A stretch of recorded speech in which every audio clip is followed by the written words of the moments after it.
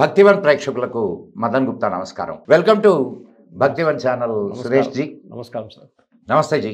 ఈరోజు నిజంగా మాకు చాలా ఆనందంగా సంతోషంగా ఉంది సురేష్ జీ మీతో ఈ చర్చా వేదిక నిర్వహించడం. సురేష్ జీ, తమిళనాడులో ఒక్కొక్క దేవాలయానికి ఎంతెంత ఆస్తులు ఉన్నాయి. అదే అండ్ కపాలేశ్వర టెంపుల్ ఎక్కడ మద్రాస్లో సార్, నేను ఆ ఏరియా వెళ్తే ఆ మొత్తం కంప్లీట్ ఆ చుట్టూ దాదాపు ఒక 2-3 కిలోమీటర్స్ ఏరియా బృహదీశ్వర ఆలయంది మొత్తం. అది మొత్తం అది మీరు చెప్తే మీరు మా ఇంటి దగ్గర కేరళలో కూడల్ మాణిక్యం అని చెప్పి ఒక టెంపుల్ ఉన్నది. దీనికన్నా ముందు ఒకసారి మనం డిస్కస్ చేసాం. భరత టెంపుల్, ఓన్లీ భరత టెంపుల్, బిగ్ టెంపుల్, త్రిశూర్ డిస్ట్రిక్ట్లో మా ఇంటి నుంచి ఒక 6 కిలోమీటర్ దూరంలో చాలా పెద్ద టెంపుల్. సో అప్పుడున్న రాజులు కూడా, అప్పుడు చేరన్ రాజాలు చాలామంది ఉన్నారు, తమిళ రాజాల వాళ్ళు కూడా ల్యాండ్ ఇచ్చారు టెంపుల్కి చాలా మటుకు. ఎందుకంటే దాని మీద ఆదాయం, దానికి వచ్చే ఆదాయం నుంచే గుడి నడిపిస్తారు. ఆ టైంలో హుండీ గిండి అంత పెద్ద కాన్సెప్ట్ ఏం లేదు. ఆ టైం 75,000 హెక్టార్లు ఉన్న ల్యాండ్, పొలాలు మోస్ట్లీ 75,000 హెక్టార్లు, వేల హెక్టార్లు. అఫీషియల్ రికార్డ్ ప్రకారం ఇప్పుడున్న 200 ఏకర్లు మొత్తం కొట్టేశారు. అది ఎవరికి? మోస్ట్లీ బ్రిటిష్ వాళ్ళు వచ్చినప్పుడు క్రిస్టియన్ ఇన్స్టిట్యూషన్కి ఇచ్చేశారు. కాంగ్రెస్ వాళ్ళు ఉన్నప్పుడు అదే పని చేశారు. కమ్యూనిస్టులను కూడా అదే పని చేశారు. ఇప్పుడు భూమి లేదు టెంపుల్కి, కానీ ఆదాయం వస్తుంది డివోటీస్ నుంచి. అది హుండీ వైస్ వచ్చి తీసుకుంటారు. కేరళలో దేవస్వం బోర్డు, మన దగ్గర ఎండోమెంట్ లాగా కేరళలో రీజన్ వైజ్ ఎండోమెంట్స్ ఉంటుంది. ట్రావెంకోర్ దేవస్వం, కొచ్చిన్ దేవస్వం, శబరిమల సపరేట్ దేవస్వం ఒకటి, అది అట్లా వస్తుంది అనమాట. కానీ కూడల్ మాణిక్యంకి it has got only 1 Devaswom, only for Koodal Manikyam. అంత పెద్ద టెంపుల్, అంత ఫేమస్ ఉన్న టెంపుల్కి సపరేట్ దేవస్వం ఇచ్చారు ఒకటి. అంటే దాని ఇంపార్టెన్స్ అంత ఉండే అన్నమాట. కానీ మన దగ్గర ప్రాబ్లం ఎక్కడ వస్తుందంటే సార్, ఈ మోదీ గారు ఈ రివైవల్ స్టార్ట్ చేసినప్పుడు చాలామంది ఆయన మీద ఇట్ ఈస్ మోదీ గారు మాట్లాడొద్దంటారు, నీళ్ళు తాగితే నీళ్ళు తాగొద్దంటారు, ఏమైనా మోదీ గారు చేస్తే దాని ఆపోజిట్గా చెప్తారు, వ్యతిరేకంగా చెప్తారు. ఇది ఒక పెద్ద ప్రాబ్లం. ఏం చేశారంటే మోదీ గారు కల్చరల్ రివైవల్ వస్తుంది. మీకు అహిల్యాబాయి హోల్కర్ పేరు మీకు అయితే చాలా బాగుంది. అవును సార్, ఆ మహాతల్లే కదా సార్, ఎన్ని దేవాలయాలని ఆమె. మన శ్రీశైలం ఇక్కడ ఇప్పుడు మనం కాశీ శివధవన్ రెస్పాన్సిబుల్. ఆమె ఈ రోజుకి మనం పూజించుకుంటున్నది ఆమె ప్రతిష్ఠించినటువంటిదే. ఆమె యాక్చువల్లీ మధ్యప్రదేశ్ నుంచి. అహిల్యాబాయి హోల్కర్.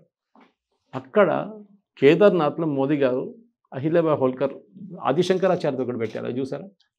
అవును సార్, అవును. ఎందుకు అక్కడ ఆయన అదృశ్యమైంది అక్కడ. అది సో కేరళ నుంచి వచ్చిన ఒక శంకరాచార్య అక్కడ దాకా వెళ్ళారు, రివైవల్ చేశారు దాన్ని.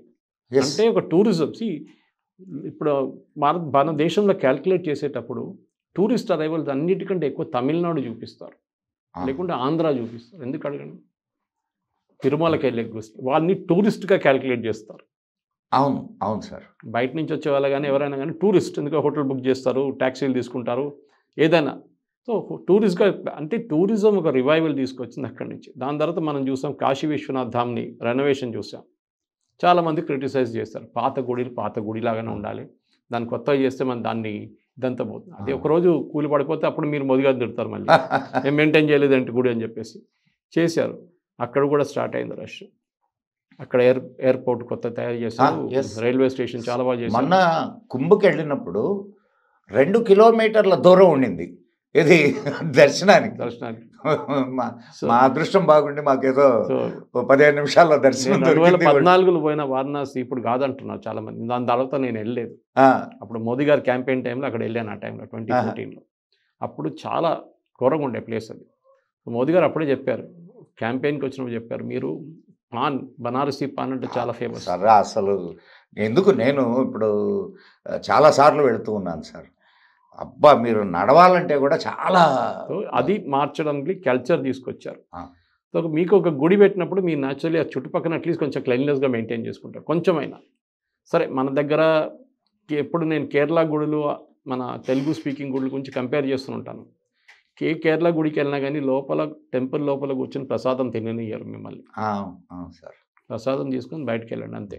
ఇక్కడ కూర్చొని తినడము అది ఏం అక్కడ నడవదు.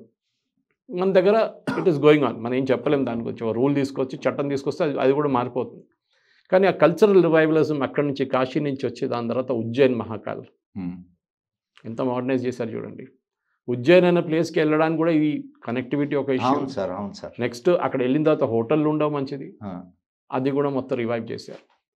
దాని తర్వాత మనం చూసాం ఈ కేమ్ డౌన్ టు సౌత్లో కూడా చాలా మట్టుకు రామేశ్వరం వెళ్ళారు. దాని తర్వాత ఇప్పుడు మొన్న ఇక్కడ వెళ్ళారు గంగైకొండ.